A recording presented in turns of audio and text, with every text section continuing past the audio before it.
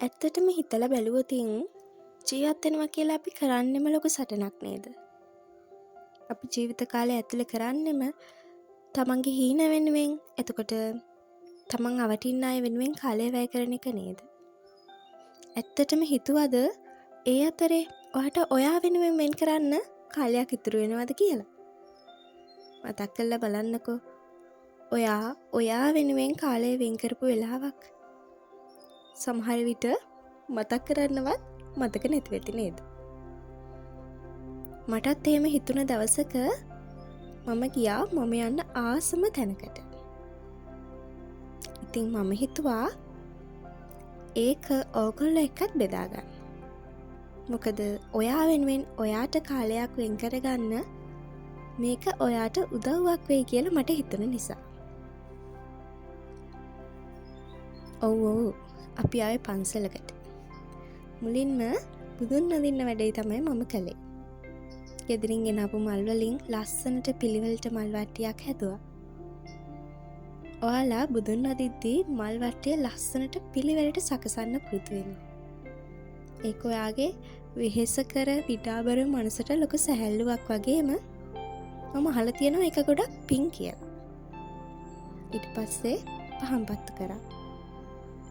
අද මේ වැඩේට මේ ගමනට අපේ ගෙදර හැමෝම ආවා. ඒ කවුරුත් ගෙදර ඉන්න දවසක තමයි මම මෙහෙම ගමනක් යමුද කියලා කතා කරේ.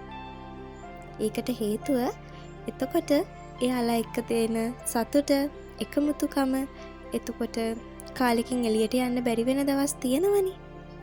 එහෙම දවස්වලට මේක ලොකු උදව්වක් එයාලා එක්ක සතුටින් ඉන්න. හඳුන් කුරු පත්තු කරලා බුදුන් වැඳලා ටික වෙලාවක් බුදු පිළිම දිහා බලාගෙන හිටියා. ඇත්තටම හැමදේම අත්හැරපු බුදුරජාණන් වහන්සේ ගාව නේද අපි බැඳීම් ඉල්ලන්නේ, සතුට ඉල්ලන්නේ. හරි. ඊට පස්සේ අපි ආවේ පන්සලේ ලස්සන බලන්න.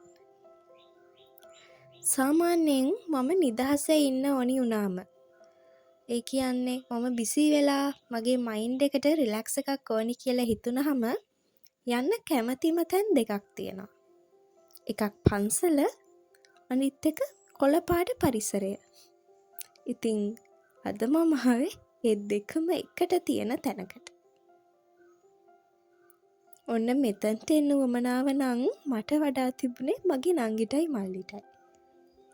එයාලා ඉතින් ආසයිනේ මාලන්ට. මාත් බලන් හිටියා. මාළු දිහා බලන් ඉන්න එකත් හොඳ තෙරපි එකක්ලු නේද මයින්ඩ් එකට.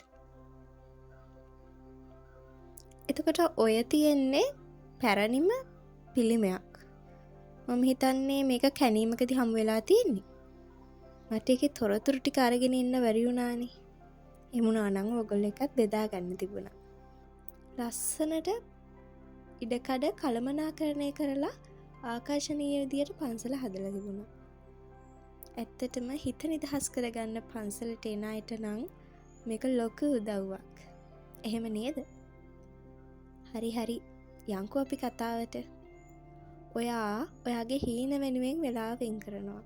ඔයාගේ යාළුවෝ, ඔයාගේ ගෙදර අය, ඔයාගෙන් වෙන්න ඕනි වගකීම් යුතුකම්, ඔයාගේ ජොබ් එක, ඒ හැමදේම අතරේ ඔයාට ඔයාව නම් මග හැරෙන්න දෙන්න එපා. එහෙම වුණොත් දවසක ඔයාට ලොකු පසුතැවීමක් ඇති වෙයි. ඔයා අසනීප වෙයි, ඔයා ස්ට්‍රෙස් වෙයි. ඉතින් ඒ දේ වෙන්න කලින් ඒ දේ වළක්ව ගන්න ඔයාට පුළුවන්. මහ ලොකු වෙලාවක් ඕනි නෑ. කොහෙවත් යන්න ඕනිත් නෑ. ඔයාට තියෙන පුංචි වෙලාවේ ඔයා ආස දෙයක් කරන්න, ආස තැනකට යන්න, ආස කෑමක් හදන්න, පුංචි මතක එකතු කරන්න. දවසක අපිට ඉතුරු වෙන්නේ මේ දේවල් තමයි. ඔන්න ලස්සන බුදු පිළිමයක් වගේම ලස්සන යාළුවෙකුත් හම්බුණා මට. ඇත්තටම සමනල්ලුන්ගේ පාට හරි ලස්සන ගැලපීමක් නේද? එහෙනම් අදට මං යන්නම්. ඔන්න ඔයාට මතක් කරන්නේ ඔයාට මගේ අරින්න නම් දෙන්න එපා. එහෙනම් හැමෝම සතුටින් පරිස්සමින් ඉන්න.